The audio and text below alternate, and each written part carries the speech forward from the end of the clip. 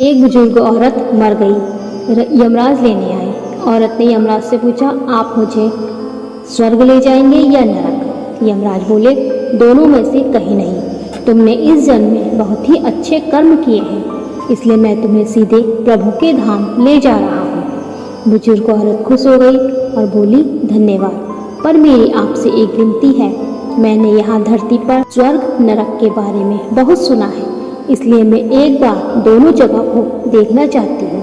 यमराज बोले, तुम्हारे कर्म अच्छे हैं, इसलिए मैं तुम्हारी यह इच्छा पूरी करता हूँ। चलो हम स्वर्ग और नरक के रास्ते से होते हुए प्रभु के धाम चलेंगे। दोनों चल पड़े।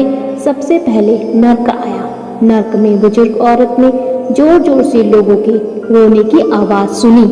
वहाँ नरक में सभी लोग दुबले पतले और बीमार दिखाई दे रहे थे। औरत ने एक आदमी से पूछा, यहाँ सब लोगों की ऐसी हालत क्यों है? आदमी बोला, तो और कैसी हालत होगी? मरने के बाद जब से यहाँ आए हैं, हमने एक दिन भी खाना नहीं खाया। भूख से हमारी आत्माएं तड़प रही हैं। बुजुर्ग औरत की नज़र एक विशाल पतीले पर पड़ी, जो कि लोगों के कद से करीब 100 फीट ऊंचा होगा। उस पतीले के ऊपर एक विशाल चम्मच लटका हुआ था। पतीले में से बहुत ही शानदार खुशबू आ रही थी। बुजुर्ग औरत ने उस आदमी से पूछा, इस पतीले में क्या है? आदमी मायूस होकर बोला, ये पतीला बहुत ही स्वादिष्ट खीर से हर समय भरा रहता है। बुजुर्ग औरत ने हैरानी से पूछा, इसमें खीर है तो आप लोग पेट भर के ये खीर खाते क्यों नहीं? भूख से क्यों तड़प रहे हैं? आदमी रो रो कर बोलने लगा, कैसे खाएं? ये पतीला 100 फीट ऊंचा है। हम में से कोई भी उस पतीले तक नहीं पहुंच पाता। ये सुन बुजुर्ग औरत को उन पर तरस आ गया। सोचने लगी, बेचारे खीर का पतीला होते हुए भी भूख से बेहाल है। शायद ईश्वर ने इन्हें यही दंड दिया होगा। अब यमराज बुजुर्ग औरत से बोले, चलो हमें देर हो रही है। दोनों चल पड़े। कुछ दूर चलने पर स्वर्ग आया। वहाँ पर बुजुर्ग औरत को सबके हंसने और खिलखिलाने की आवाज़ सुनाई दी। सब लोग बहुत खुश दिखाई दे रहे थे। उनको खुश देखकर बुजुर्ग औरत भी खुश हो गई। पर वहाँ स्वर्ग में भी बुजुर्ग औरत की नज़र वैसे ही 100 फीट ऊंचे पतीले पर पड़ी जैसा नरक में था। उसके ऊपर भी वैसा ही चम्मच रखा हुआ था। बुजुर्ग औरत ने वहाँ लोगों से पूछा, इस पतीले में क्या है? स्वर्ग के लोग बोले, इसमें बहुत ही स्वादिष्ट खीर है। बुजुर्ग औरत हैरान हो गई और उनसे बोली, पर ये पतीला तो 100 फीट ऊंचा है। आप लोग तो इस तक पहुंच ही नहीं पाते होंगे। उस हिसाब से तो आप लोगों को खाना मिलता ही नहीं होगा। आप लोग भूख से बेहाल होंगे।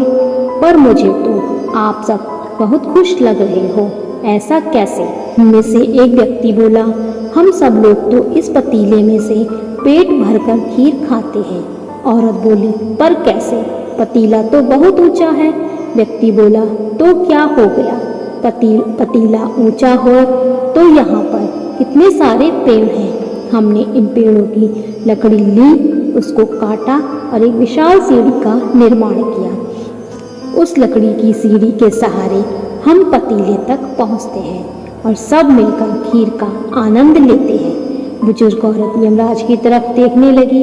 यमराज मुस्कुराए और बोले, ईश्वर ने स्वर्ग और नरक मनुष्य के हाथ में सौंप रखा है। चाहे तो अपने लिए नरक बना ले, चाहे तो अपने लिए स्वर्ग। ईश्वर ने सबको एक समान हालतों में डाला है। उसके लिए सभी बच्चे समान हैं। वह किसी के साथ भेदभाव नहीं करता। वहाँ नरक में भी पेड़ पौधे सब थे, पर वह लोग खुद ही आलसी हैं। उन्हें खीर हाथ में ही चाहिए। वह कोई कर्म चाहते हैं, कोई मेहनत नहीं करना चाहता, इसलिए भूख से बेहाल है। क्योंकि यही तो ईश्वर की बनाई इस दुनिया का नियम है। जो कर्म करेगा, मेहनत करेगा, उसी को मीठा फल मिलेगा। स्वर्ग के सपने छोड़ दो, नरक का डर छोड़ दो। बस आपकी वजह से किसी का दिल न दुखे, इतना सोचो और बाकी सब कुदरत पे छोड़ दो।